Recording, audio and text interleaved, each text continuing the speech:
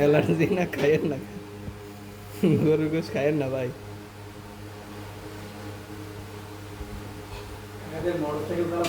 ঔষধ খাওয়া লাগবে আনে, চুলকাইবে আনে, তার দরকার আছে। না খাই যদি ভালো থাকা যায় তাহলে খাওয়ার দরকার কি?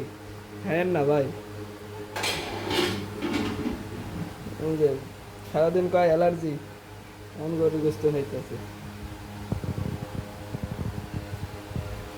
হ্যাঁ কিরে, বডি মাডি বাইর করে দিয়ে দাঁড়াইছিস কেন? হ্যালো ভাই, কোয়াচ্ছ? মানে বুঝলাম না, রসুন এক এক আম কই যদি এক এক রসুন আছে মনে এক এক মিনিট না, দুইটা কাকিবার একটা মারেন না, তুই যাবি তাই যাও।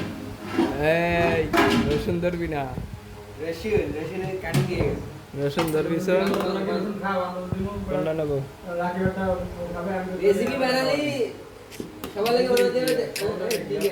4-5টা দিতে পারো কিনা খাবার নষ্ট হয়ে যাবে না। যে দাম হ্যাঁ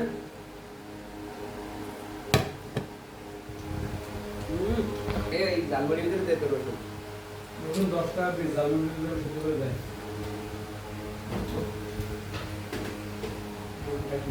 হ্যাঁ খালি করে এখন ভিডিও করো। আবার পরে আবার দই আছে, ঠান্ডা আছে, ঠিক আছে। বয়স করে দাও না। হ্যাঁ দিয়ে দিই, আবার এডিট করবানি, সমস্যা কি?